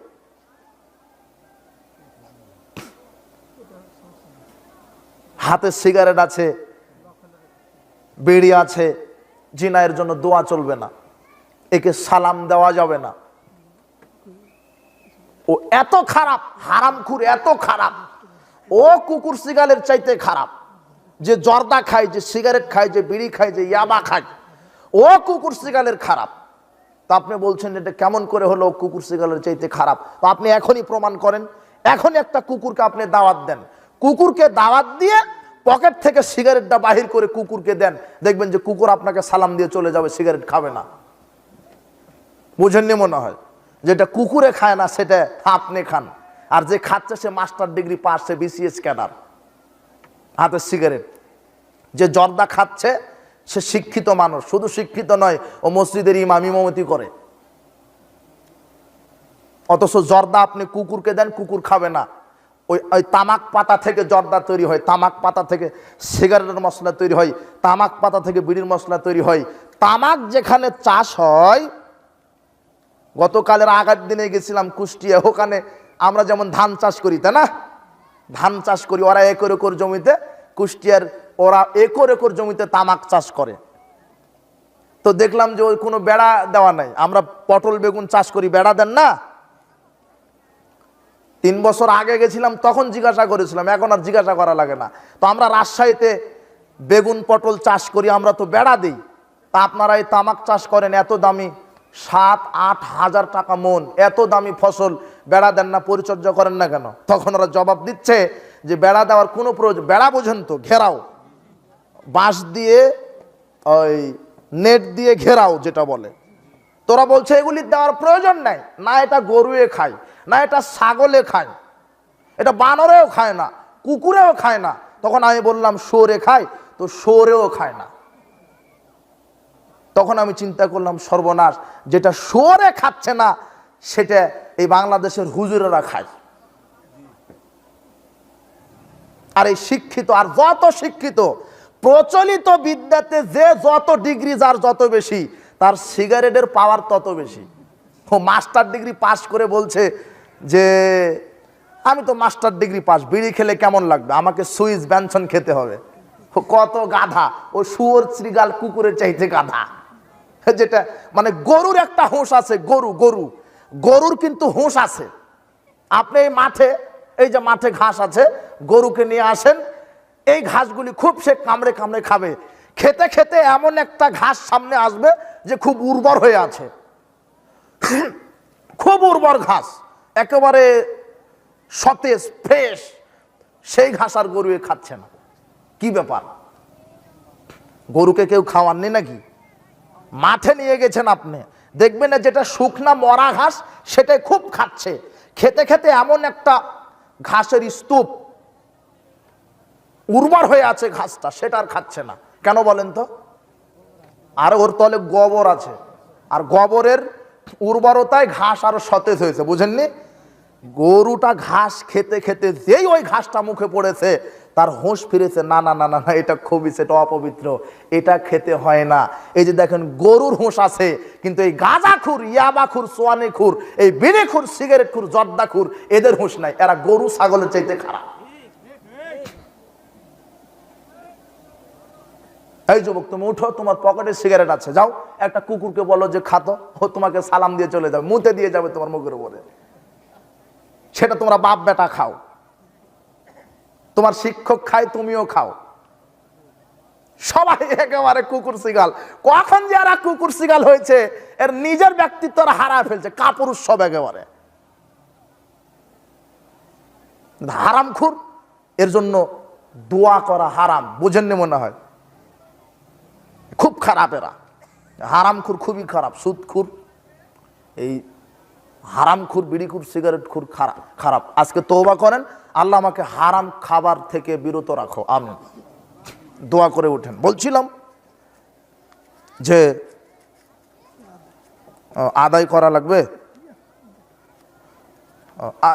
দান করবেন আপনারা বেশি বেশি। আমি কিন্তু আদায় ভাবে করতে পারি না। আমরাও আমাদের প্রতিষ্ঠানের জন্য আমরাও আদায় করি, কিন্তু এইভাবে নয়। আমরা বলি কে কি দান করবেন লিখে দিবেন, বাস হয়ে গেছে, বুঝেননি? শরীয়তে দান দেওয়ার একটা পদ্ধতি আছে। আমরা যে পদ্ধতি চালু করছি, অমুক এত মার হাওয়া না কি কয়, এটা শরীয়ত নয়। হ্যাঁ হ্যাঁ, দান করবেন, একজন খাতা কলম নিয়ে আপনি আসেন, হ্যাঁ ব্যাগ চাদর ছেড়ে দেন, খাতা কলম নিয়ে বসেন, সাইডে লিখবে, আল্লাহর রাগ মিটে যাবে। রাসূল বলছেন 7 শ্রেণীর লোক আরশের ছায়ায় জায়গা পাবে। তার এক হচ্ছে যারা গোপনে দান করে। রাসূল সাল্লাল্লাহু আলাইহি ওয়াসাল্লাম বলছেন, কেউ যদি গোপনে 1 টাকা দান করে, তার নেকি হবে 70 গুণ। রাসূল সাল্লাল্লাহু আলাইহি ওয়াসাল্লাম বলছেন, সাদকাতু তুতফিউল খাতিয়া কামা ইউতফিউল মাউন নার। দান ওইভাবে মানুষের পাপকে মিটিয়ে দেয়, পানি যেভাবে আগুনকে নিভিয়ে দেয়। ইন্না সাদাকাতা লা তুতফিউ আন আলি হারাল কুবুরে, নিশ্চয়ই দান কবরের শাস্তিকে মিটিয়ে দেয়, কবরের শাস্তি আগুনকে নিভিয়ে দেয়। দান করবেন, পাপ ক্ষমা হবে, পাপ মিটে যাবে। দান করবেন, কবরের পিতামাতার কবরের আগুন নিভে যাবে। দান করবেন, আরশের ছায়ায় আশ্রয় পাবেন। দান করবেন, আল্লাহ সন্তুষ্ট হবে। দান করবেন, আল্লাহর রাগ মিটে যাবে। দান করবেন, বিচার মাঠে আপনি জান্নাতের সার্টিফিকেট পাবেন। এই দানের বদলে আল্লাহ আপনাকে পাপ ক্ষমা করে জান্নাত দান করবেন। দান অনেক ফজিলতপূর্ণ ইবাদত। দান করে, আর আপনাকে একটা তথ্য দিই, সবচাইতে সহজ ইবাদতের নাম হচ্ছে দান। দান করতে কোনো কষ্ট লাগে না। আর মানুষ মৃত্যুর সময়তে কেবলমাত্র একটা ইবাদত করতে চাইবে, আর সেই ইবাদতের নামই হচ্ছে দান। ফাসাদদাকা আকুম মিনাস সলিহিন, বলবে রব্বি লাউলা খারতানি ইলা আজালিন করিব, হে আল্লাহ আর একটু সময় দাও। মৃত্যুর সময়তে বলবে। ফেরেশতারা যখন চড়াতে থাপড়াতে লাগবে, এই পিটনির চোটে এই মৃত ব্যক্তি, এই মুমূর্ষ ব্যক্তি বলবে, আল্লাহ আর একটু সময় দাও, যদি একটু সময় দিতে পারো আমি দান করব আর সলে বান্দাদের সাথে শামিল হব। বলেন তো, মৃত্যুর সময়তে এ সালাত আদায় করতে চায় না, সিয়াম পালন করতে চায় না, হজ করতে চায় না, দান করতে চায় কেন? দান সবচাইতে সহজ ইবাদত, সবচাইতে ফজিলতপূর্ণ ইবাদত। সালাত আদায় করতে গেলে গোসল করা লাগবে, ওযু করা লাগবে, রুকু সেজদা করা লাগবে, কষ্ট নাই? সিয়াম পালন করতে চাইলে সারাদিন না খেয়ে থাকতে হবে। হজ পালন করতে চাইলে মক্কাতে যেতে হবে, উকুফে আরাফা করা লাগবে, সাফা মারওয়া সাই করা লাগবে, কুরবানি করা লাগবে, কত কষ্ট। কিন্তু এই মৃত্যুর সময়তে এগুলি ইবাদত করতে চায় না, দান করতে চায়, মানে দান করতে সময় লাগে না, দিয়ে দিলেন হয়ে গেল। এই জন্য মৃত্যুর সময়তে মানুষ দান করতে চায়। কেউ কি মালাকুল মউত এসে আপনার কাছ থেকে ফেরত গেছে, অভিজ্ঞতা আছে এরকম নাকি? এটা কারো কিন্তু অভিজ্ঞতা নেই। মালাকুল মউত আপনার কাছে আসছিল, এসে ফেরত গেছে, এরকম কি কেউ আছে? জি না। আল্লাহ বলে দিচ্ছেন, তাই আমরা জানতে পেরেছি যে মৃত্যুর সময়তে যখন মালাকুল মউত আসে, আর কিছু ফেরেশতারা আসে, তাকে এই জালেমদেরকে থাপড়াতে থাকে, চড়াতে থাকে, মুখের উপরে পৃষ্ঠদেশে মারতে থাকে। মারের চোটে সে বলে, আল্লাহ একটু সময় দাও, আমি দান করব, ভালো মানুষ হয়ে যাব। তখন আল্লাহ সময় দিবে? এই জন্য সাবধান। ওয়ানফিকু মিম্মা রাযাকনাকুম মিন ক্বাবলি আন ইয়াতি আহাদাকুমুল মাউত। আল্লাহ বলছেন, মৃত্যু আসার পূর্বেই আমি যেই রিজিক দিয়েছি সেই রিজিক থেকে তোমরা ব্যয় করো। মৃত্যু আসার পূর্বেই আমি যেই রিজিক দিয়েছি সেই রিজিক থেকে তোমরা ব্যয় করো। বলছিলাম আপনারা দানের হাত প্রশস্ত করুন। আপনারা শুনছিলেন সালাতের গুরুত্বের উপর আলোচনা। সালাত শ্রেষ্ঠ ইবাদত, সালাতের গুরুত্ব অপরিসীম। যারা সালাত আদায় করবে না পরিণাম জাহান্নাম। যারা সালাত আদায় করবে না মুসলিম বলে দাবি রাখার হক তাদের থাকে না। বলছিলাম বিচারের মাঠে অপরাধীদেরকে আল্লাহ জিজ্ঞাসা করবেন, কেন জাহান্নামে এসেছো? তখন তারা বলবে যে আমরা সালাত আদায় করতাম না, তাই জাহান্নামে এসেছি। বলছিলাম বিচারের মাঠ খুব জটিল ও কঠিন হবে। 3 শ্রেণীর মানুষের ব্যাপারে রাসূল সাল্লাল্লাহু আলাইহি সাল্লাম সুপারিশ করবেন না। 3 শ্রেণীর মানুষের ব্যাপারে রাসূল সাল্লাল্লাহু আলাইহি সাল্লাম সুপারিশ করবেন না। 1, যারা মুশরিক। 2, যারা বেদাতি। 3, যারা বেনামাজি। এই 3টা পাপ এত ঘৃণিত পাপ, 3টা পাপ এত ঘৃণিত পাপ, আল্লাহ এই রাসূল সাল্লাল্লাহু আলাইহি সাল্লাম বিচারের মাঠে এদের ব্যাপারে সুপারিশ করবেন না। বলছিলাম রাসূল সাল্লাল্লাহু আলাইহি ওয়াসাল্লাম বলেছেন, ফাক্তারতুস শাফা ওয়া হিয়া লিমান মাতা লা ইউশরিক বিল্লাহি শাইআ। আমার সুপারিশ কেবল ওই ব্যক্তির জন্য যারা মারা যাবে শিরক না করে। কিন্তু বেনামাজি মুশরিক, বেনামাজি মুশরিক, রাসূল সাল্লাল্লাহু আলাইহি ওয়াসাল্লাম বলছেন যে ব্যক্তি সালাত ছেড়ে দিল সে মুশরিক হয়ে গেল। আর মুশরিকের জন্য আমি মুহাম্মদ সাল্লাল্লাহু আলাইহি ওয়াসাল্লাম সুপারিশ করতে পারবো না। মুশরিকের জন্য আমি মুহাম্মদ সাল্লাল্লাহু আলাইহি ওয়াসাল্লাম সুপারিশ করতে পারবো না। আপনাকে বলছিলাম সালাতের গুরুত্ব অপরিসীম। আপনি যে কোনো মূল্যে আপনাকে সালাত আদায় করতেই হবে। কয়েকটি ধারাবাহিক সালাতের ফজিলত সম্পর্কে আলোচনা আপনাকে বলছি। সালাতের ফজিলত, আবু হুরায়রা রাদিয়াল্লাহু আনহু বলেন, রাসূল সাল্লাল্লাহু আলাইহি ওয়াসাল্লাম বলেছেন, আস-সালাওয়াতুল খামস, 5 ওয়াক্ত সালাত, ওয়াল জুমআতু ইলাল জুমআতি ওয়া রমাদানু ইলা রমাদান মুকাফফিরাতুন মা বাইনাহুন্না ইযাস্তুনিবাতিল কাবাইর। 5 ওয়াক্ত সালাত এক জুমা থেকে আরেক জুমা, এক রমাদান থেকে আরেক রমাদানের মাঝখানের সব পাপের কাফফারা স্বরূপ। এক রমাদান থেকে আরেক রমাদান যত পাপ হবে, সাগিরা গুনাহ হবে, 5 ওয়াক্ত সালাতের মাধ্যমে আল্লাহ সব পাপ ক্ষমা করবেন। আবু হুরায়রা রাদিয়াল্লাহু আনহু বলেন, রাসূল সাল্লাল্লাহু আলাইহি ওয়াসাল্লাম বলেছেন, লাউ আরাআইতা লাউ আন্না নাহরান বিবাবি আহাদিকুম, শোনো তোমরা বলো তো দেখি, যদি তোমাদের বাড়ির নিকটে নামার থাকে, পুকুর থাকে, যদি নদী থাকে, ইয়াগতাসিলু মিনহু কুল্লা ইয়াউমিন 5 মাররাত, আর সেই পুকুরে নদীতে যদি দৈনিক 5 বার গোসল দাও, হাল ইয়াবকা মিন দারানিহি শায়উন, তাহলে কি তোমাদের গায়ে কি কোনো ময়লা থাকে? সাহাবারা বলছেন, লা ইয়াবকা মিন দারানিহি শায়উন, হে আল্লাহর রাসূল, আমাদের কারো গায়ে ময়লা থাকে না। রাসূল সাল্লাল্লাহু আলাইহি ওয়াসাল্লাম বলছেন, মাসালু সালাওয়াতিল খামস ইয়ামুল্লাহু বিন্নাল খাতায়া। হ্যাঁ, 5 ওয়াক্ত সালাতের দৃষ্টান্ত এরূপ, যে ব্যক্তি 5 ওয়াক্ত সালাত আদায় করবে আল্লাহ তার শরীর থেকে গুনাহকে ঝরিয়ে দিবেন।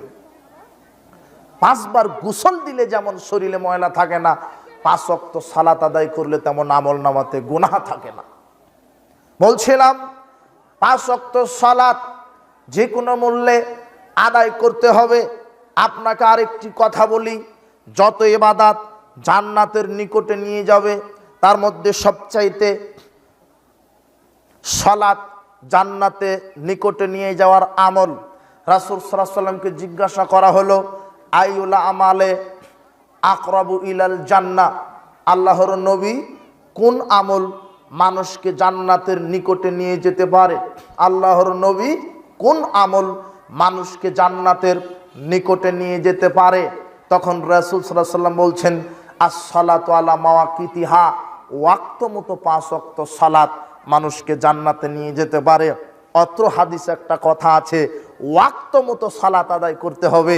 আপনি নিজের মতো করে সালাত আদায় করতে পারবেন না। অধিকাংশ মুসল্লি নিজের মতো করে সালাত আদায় করেন, নিজের গতিতে সালাত আদায় করেন।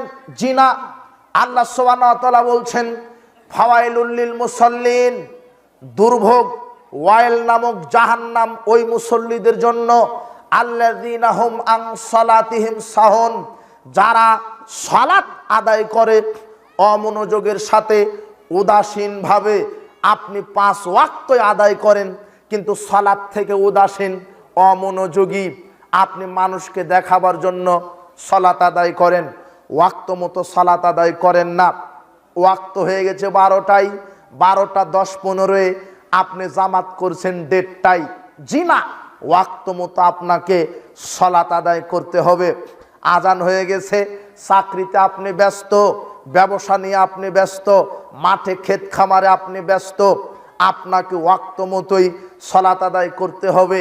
আপনার স্ত্রী ঘর ঝাড়ু দেওয়া নিয়ে ব্যস্ত, লেপন পুছনে ব্যস্ত, ভাত রান্না করার কাজে ব্যস্ত, কাপড় খাঁচা নিয়ে ব্যস্ত, ছেলে মেয়েকে গোসল দেওয়া নিয়ে ব্যস্ত, সাজুগুজু করা নিয়ে ব্যস্ত।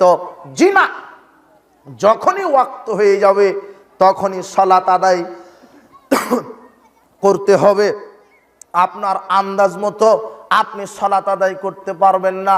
আল্লাহ সুবহানাহু ওয়া তাআলা বলছেন, ইন্নাস সালাতা কানাত আলাল মুমিনিনা কিতাবাম মাওকুতা, নিশ্চয়ই সালাত মানুষের উপরে সময়ের উপরেই, সময় অনুযায়ী ওয়াক্ত মতোই ফরজ করা হয়েছে।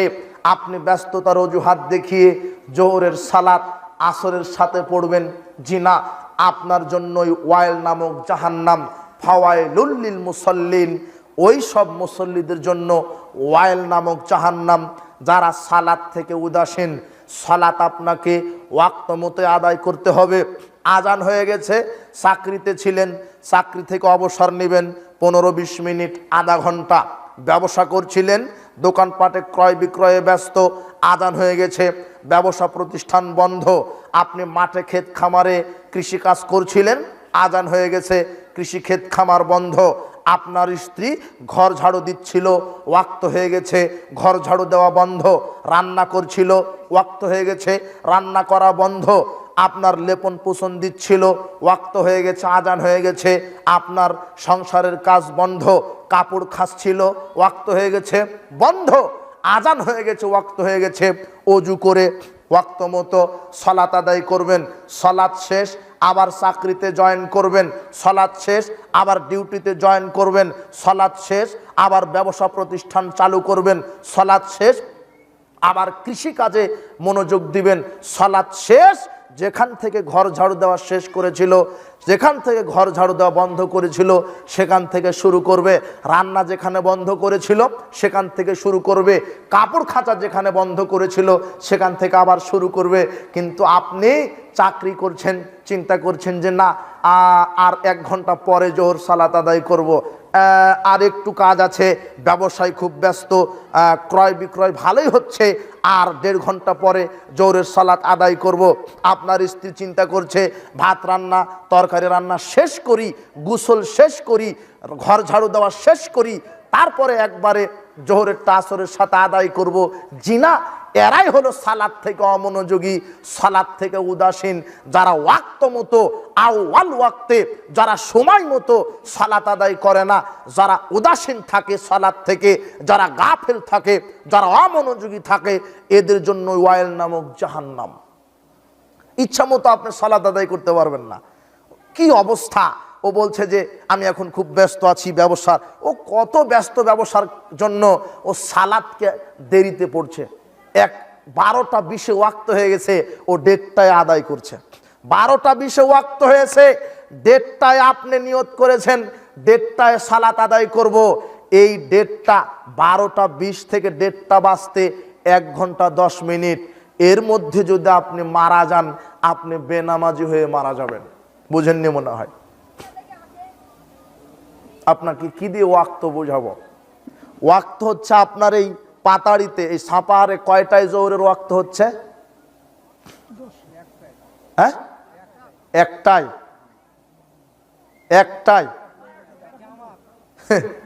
মানে ওয়াক্ত সম্পর্কে আপনাদের ধারণাই নাই। কে জানি বলছিল যে ওসর আদায় করছেন, তো বলছে ওসর কিভাবে খাওয়া লাগে। দেখেন, আপনি আবহাওয়া বোর্ডে আপনি অ্যাপসে যান, ওয়াক্ত আউয়াল ওয়াক্ত কখন শুরু হচ্ছে? হ্যাঁ, 12টা 1 মিনিটে ওয়াক্ত। আর জামাত করছেন কখন? 1:30টায়, 1.5 ঘন্টা পর। শরীয়ত আপনার বাপের। মসজিদ কমিটি সময় নির্ধারণ করেছে, আজান হবে 1টা 15-এ, জামাত হবে 1:30টায়। রাসূল সাল্লাল্লাহু আলাইহি সাল্লামের শরীয়তে সালাত আদায় করতে হবে। শরীয়ত বাপদাদার পৈতৃক সম্পত্তি নয়। আউয়াল ওয়াক্তে সালাত আদায় করতে হবে। আশ্চর্য কথা, যখন সূর্য অস্ত যায় 5টা 15-এ, তখনও 1:30টায় জামাত। যখন 7টায় সূর্য অস্ত যায়, তখনও 1:30টায় জামাত। অবাক! 12টা 1 মিনিটে ওয়াক্ত হলো, 12টা 1 মিনিটে আজান হবে, জামাত হবে 12:30টায়। গোসল করবে, ফ্রেশ হবে, ওযু করবে, জামাতে হাজির হবে। ঠিক আছে, 1:30টায় করলেন কেন? কে আপনাকে শরীয়ত দিল? আর আসর আবার এমন সময় করছেন যে আসর সালাত আদায় করে 1 কাপ চা খেতে খেতে মাগরিবের সময় হয়ে যাচ্ছে। শরীয়ত আপনার কি মনে করলেন আপনি? আউয়াল ওয়াক্তে সালাত আদায় করতে হবে।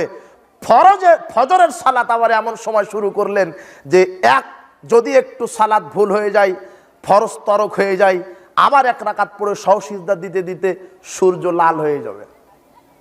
জি না, আয়েশা রাদিয়াল্লাহু তাআলা আনহা বলছেন, আমরা যখন ফজরের সালাত মসজিদে আদায় করে বের হতাম, অন্ধকারের কারণে একজন আরেকজনকে আমরা দেখতেই পেতাম না। বুঝেননি মনে হয়? আর এখন ফারসা হতেই শুরু করে মানুষ। শরীয়ত বুঝেন, আউয়াল ওয়াক্তে সালাত আদায় করবেন। 12টা 1-এ ওয়াক্ত হয়, 15 12:30টায় আদায় করে নেবেন। জামাত মসজিদ কমিটিকে বলে দিবেন 12টা 1-এ ওয়াক্ত, 12টা 1-এ আজান হবে। সমাজের গতিতে ধর্ম চলবে না, ধর্মের গতিতে আপনাকে চলতে হবে। বুঝেননি মনে হয়?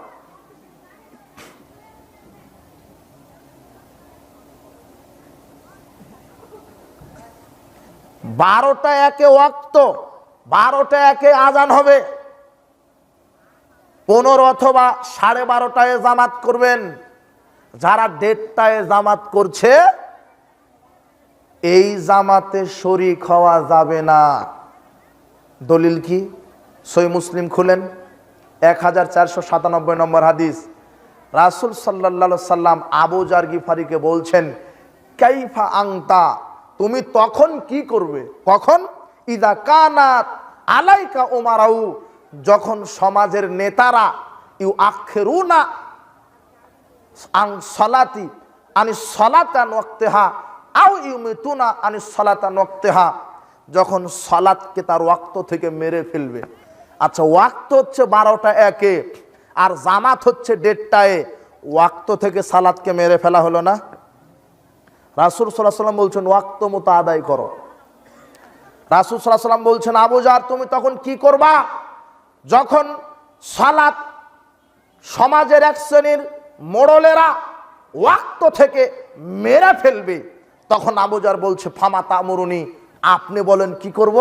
তখন রাসূল বলছেন ফাসাল্লি সালাতালে ওয়াক্তেহা, তুমি একাকী ওয়াক্ত মতো আদায় করে নিবা। কি বুঝলেন আপনি?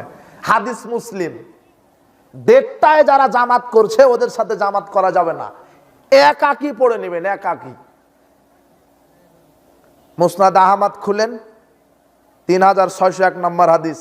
রাসূল সাল্লাল্লাহু বলছেন ফাসাল্লু ফি বুয়ুতিকুম ফিল ওয়াক্তে, আউয়াল ওয়াক্তে তুমি একাকী বাড়িতে সালাত আদায় করো। যারা দেড়টায় মসজিদে সালাত আদায় করছে এই জামাতে যাওয়া যাবে না, একাকী ওয়াক্ত মতো আদায় করবেন। এখন আপনি বলছেন যে আজানের আগে কি সালাত হবে? জি না, সালাতের জন্য আজান শর্ত নয়, ওয়াক্ত শর্ত। বুঝেননি মনে হয়। ওয়াক্ত হয়ে গেল 12টা 1-এ, আর আজান দিচ্ছেন 1টায়, হলো? ওয়াক্ত যখন হবে আজান তখনই হবে।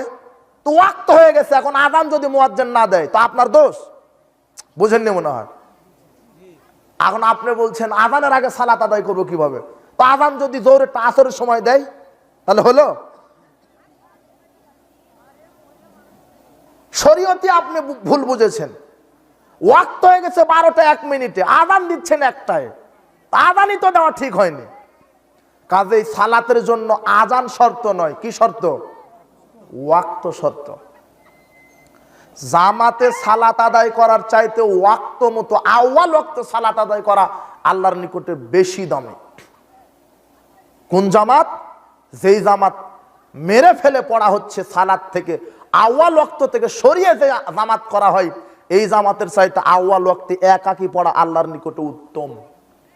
কিন্তু যেই মসজিদগুলিতে আউয়াল ওয়াক্তে জামাত হচ্ছে, ওই জামাতে না পড়ে যদি একাকী বাড়িতে সালাত আদায় করেন সালাত হবে না। বুঝেননি মনে হয়।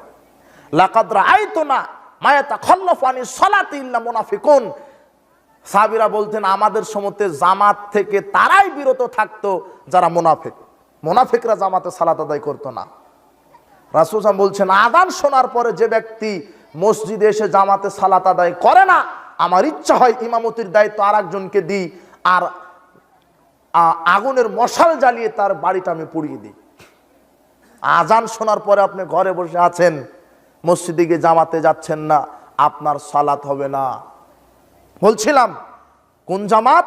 যেটা আউয়াল ওয়াক্তে হচ্ছে এই জামাতে অ্যাটেন্ড হওয়া ফরজ, আর যেটা শেষ ওয়াক্তে জামাত শুরু হচ্ছে এই জামাতে অ্যাটেন্ড হওয়া নফল। কি? সহিহ মুসলিমের 1497 নম্বর হাদিস খুলেন। রাসূল সাল্লাল্লাহু বলছেন ফাসাল্লি সালাতালে ওয়াক্তেহা, তুমি একাকী ওয়াক্ত মতোই সালাত আদায় করো। ফাইন আদরাকতাহা মাহুম ফাসাল্লি, এরপরে যদি তুমি তাদের সাথে সালাত আদায় করতে যাও ফাইন্নাহা লাকা নাফিলাতুন, এটা তোমার জন্য কি হবে? নফল।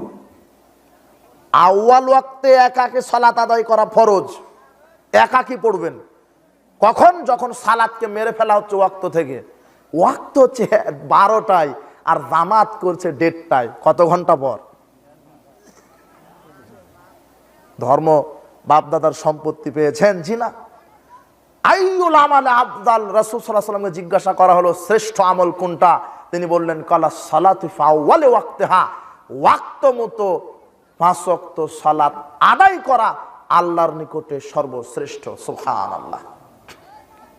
আর আল্লাহ এই ক্ষেত্রেই ওয়াদা করেছেন যারা ওয়াক্ত মতো সালাত আদায় করবে, যারা আউয়াল ওয়াক্তে 5 ওয়াক্ত সালাত আদায় করবে, আমি আল্লাহ তাদেরকে ওয়াদা দিলাম তাদেরকে আমি জান্নাতে প্রবেশ করাবই করাবো।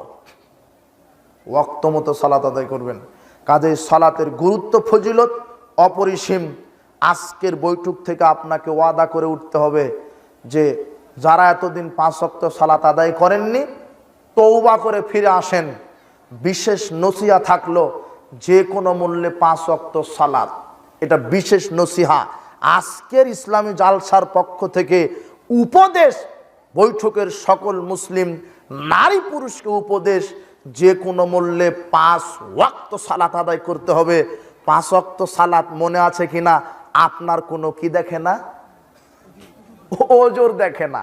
ও কি ইবাদত রে বাপরে বাপ, কোনো ওজোর নাই। পেটে বাচ্চা এখনই প্রসব হবে, ওয়াক্ত হয়ে গেছে, ওভাবেই সালাত। অবস্থা। ও কোনো ওজর দেখবে না আপনার। হজ আমার ফরজ, কিন্তু আমি অতি বৃদ্ধ হওয়ার কারণে মক্কাতে যেতে পারছি না। যদি আপনি প্রতিবেশীর কোনো ছেলেকে বলেন যে এই যে 7 লক্ষ টাকা আমার নিয়তে হজ করে আসো, ও যদি আপনার নিয়তে হজ করে, আপনার জন্য হজ আল্লাহ কবুল করে নেবেন। এই যে হজের বিকল্প। তা আপনি এখন বলতে পারবেন যে আমি অসুস্থ বেটা, তুই যা আমার অর্ধেক সালাত আদায় করে আয়। সালাতের কোনো বিকল্প নাই, নিজেকে পড়তে হবে। এ সুস্থ অসুস্থতা দেখে না, ও পেশাব পায়খানা দেখে না, ও পবিত্র অপবিত্র দেখে না, পানি আছে কি নাই তা দেখে না। অবাক আশ্চর্য একটা সালাত, ও কোনো আপনার ওজর দেখবে না, ওয়াক্ত হয়ে গেছে সালাত। এই জন্য বিশেষ নসিহা, যে কোনো মূল্যে 5 ওয়াক্ত সালাত আদায় করতে হবে। দুই নম্বর নসিহা, উপদেশ, যে কোনো মূল্যে হালাল খেতে হবে। কি খেতে হবে? হালাল। কোনোদিন ঘুষ খাবেন না, দুর্নীতি করবেন না, চুরি করবেন না, সুদ ভক্ষণ করবেন না। বিড়ি সিগারেট তো প্রশ্নই আসে না, যেটা আপনাকে বলা হলো ওর চাইতে আর আমি বলতে পারি না, ওর চাইতে খারাপ ভাষা আর নাই। তবে আশ্চর্য দুটা পাপ আছে, আশ্চর্য দুটা পাপ। যেই দুটা পাপ এত ঘৃণিত, তার একটা হলো সুদ, আর একটা হলো এই মদ পান করা। একটা হলো সুদ খাওয়া, আর একটা হলো মদ পান করা। মদ মানে যার ভিতরে নেশা আছে, যেটা বিড়ি সিগারেট জর্দাগুল ইয়াবা, এগুলি হলো মদ। এটা আশ্চর্য দুটা পাপ। আপনি জানেন 1 টাকা সুদ খেলে কতবার জেনা করার চাইতে বেশি পাপ হয়? জানেন না? 36 বার। রাসূল সাল্লাল্লাহু বলছেন আই সারুহা আর রিবাও সাবনা জুজান। কেউ যদি সুদের পাপের 70 রকমের পাপ হয়, সুদের পাপের 70 রকমের পাপ হয়, আই সারুহা আয়ান কাহরাজুল উম্মাহু, সবচাইতে ছোট পাপ হলো নিজের মায়ের সাথে জেনা করা। দেরহামু রিবা ইয়াকুলহু রাজুলুহু আলামা সাদমিন সিত্তাতি সালাসানা জিনিয়াতিন। কেউ যদি 1 দেরহাম 1 টাকা সুদ খায়, তাহলে 36 বার মায়ের সাথে জেনা করলে যেই পাপ হবে, তার চাইতে বেশি পাপ হবে। সুদের পাপ। যে কোনো মূল্যে হারাম ভক্ষণ করা থেকে বিরত থাকবেন। সুদ, ঘুষ, জুয়া, মাদকতা, সুদের সাথে জড়িত থাকলে মায়ের সাথে জেনা করার মতো পাপ হয়। রাসূল সাল্লাল্লাহু আলাইহি ওয়াসাল্লাম আরেক হাদিসে বলছেন, ফামান সারেবাহা, যে ব্যক্তি জর্দা, বিড়ি, আলাপাতা, গুল, সিগারেট, গাঁজা, ইয়াবা, ফেন্সিডিল, হেরোইন, প্যাথেডিন, এগুলি যেই ব্যক্তি সেবন করবে, ওয়াকা আলা উম্মিহি ওয়া খালাতিহি ওয়া আম্মাতিহি, যে ব্যক্তি মদ পান করে সে তার মায়ের সাথে, খালার সাথে, ফুপুর সাথে জেনা করে। কি বললাম আর আপনি কি শুনলেন? বুঝতে পারেননি মনে হয়। 1 টাকা সুদের সাথে জড়িত থাকলে, শুধু মায়ের সাথে জেনা করলে যে পাপ সেই পাপ। আর একবার মদ মুখে দিলে শুধু মায়ের সাথে নয়, খালা, ফুপু, মা, কয় নারীর সাথে জেনা? 3টে। সুদের চাইতে খারাপ হলো মদ খাওয়া, এই বিড়ি খাওয়া, সিগারেট খাওয়া, এই গুল খাওয়া, আলাপাতা খাওয়া, এই জর্দা খাওয়া, এই ইয়াবা খাওয়া। আজকে তুমি তওবা করো যুবক, তুমি যখনই সিগারেটে টান ধরো তখনই তুমি মা, খালা, ফুপুর সাথে জেনা করছো। নগদ মায়ের সাথে জেনা করলে যেই পাপ হবে, বিড়িটা মুখে দিলে সেই পাপ হবে, জর্দা দিয়ে পান চাবালে সেই পাপ হবে। নগদ মায়ের সাথে জেনায় লিপ্ত হলে যেটা হবে, সুদের ব্যবসার সাথে জড়িত থাকলে সেই পাপ হবে। তোমাকে শরীয়ত আমি কি দিয়ে বুঝাবো? এই এমনিতে বলছি হারামখোর কত খারাপ, এর জন্য দোয়া করাই হারাম। ও মানুষই নয়, ও কুকুর সিগান। তো কি করবেন? তো ফিরে আসেন, মানুষের বাড়িতে কাজ করবেন, ব্যবসা করবেন হালাল, নাহলে ভিক্ষা করে খাবেন। অবশেষে ভিক্ষা করে খাবেন, তবু হারাম খাবেন না। বুঝেননি মনে হয় কথা? হারাম খেয়ে ইবাদত করলে ইবাদত কবুল হবে না। লাদ খুলুল জান্নাতা জাসাদুন গুযিয়া বিল হারাম। ওই দেহ জান্নাতে যাবে না যেই দেহ হারাম খাদ্য দ্বারা গঠিত হয়েছে। তো হারাম খান, সালাত আদায় করেন, হজও করেছেন কয়েকবার, কিন্তু সুদ ছাড়তে পারেননি। সিগারেট ছাড়তে পারেননি, চুরি করা দুর্নীতি করা ছাড়তে পারেননি, ওই সালাত ওই হজ আপনাকে জান্নাত দিবে না। সাবধান, শরীয়ত পরিপূর্ণভাবে মেনে নিতে হবে। আপনি মুসলিম কেন? আল্লাহর বিধানের সামনে আপনি আত্মসমর্পণকারী, এই জন্য তো আপনি মুসলিম। বলছিলাম যে আল্লাহ সুবহানাহু ওয়া তাআলা আমাদেরকে নসিহত স্বরূপ যে কয়েকটি কথা বলছি, 1 5 ওয়াক্ত সালাত, 2 যে কোনো মূল্যে হালাল রুজি ভক্ষণ করা, হালাল জীবিকা নির্বাহ করা, 3 আল্লাহর ফরজ ইবাদতের দাসত্ব করা, 4 কাবিরা গুনাহ শিরক বিদআত থেকে বেঁচে থাকবেন, 5 যার নাম মানুষ তার সাথে ভালো আচরণ করবেন। ও হিন্দু হোক, ইহুদি হোক, খ্রিস্টান হোক, ও বৃদ্ধ হোক, বৃদ্ধা হোক, পাগল হোক, ও আত্মীয় হোক, অনাত্মীয় হোক, প্রতিবেশী হোক, অপ্রতিবেশী হোক, যেই হোক, যার নাম মানুষ তার সাথে ভালো আচরণ করতে হবে। এই কয়েকটা নীতি যদি আপনার ঠিক থাকে তাহলে ইনশাল্লাহ পাপ ক্ষমা হবে, ইনশাল্লাহ জান্নাত হবে। বলেন ইনশাআল্লাহ। এটা নসিহা থাকলো আজকের বৈঠক থেকে। মা বোনদেরকে নসিহা থাকলো যে কোনো মূল্যে গীবাত পরিহার করবেন। আপনাকেও নসিহা থাকলো, মানে কাবিরা গুনাহ তো গীবাত, যে কোনো কাবিরা গুনাহ থেকে বেঁচে থাকতে হবে। গীবাত করবেন না, কারোর সমালোচনা করবেন না, কাউকে অভিশাপ করবেন না, বেপরদায় চলবেন না, স্বামীর অবাধ্যতা দেখাবেন না, আর আপনিও আপনার স্ত্রীর অবাধ্যতা দেখাবেন না। আপনার স্ত্রী একটা ভালো কথা বলেছে, যেসব স্বামী স্ত্রীকে মূল্যায়ন করে না, যেসব স্বামী স্ত্রীকে মূল্যায়ন করে না, সেসব স্বামী জান্নাত হবে না।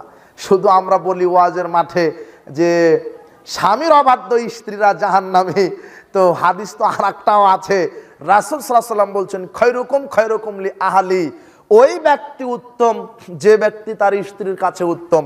তো আপনি কি স্ত্রীর কাছে উত্তম হতে পেরেছেন? আর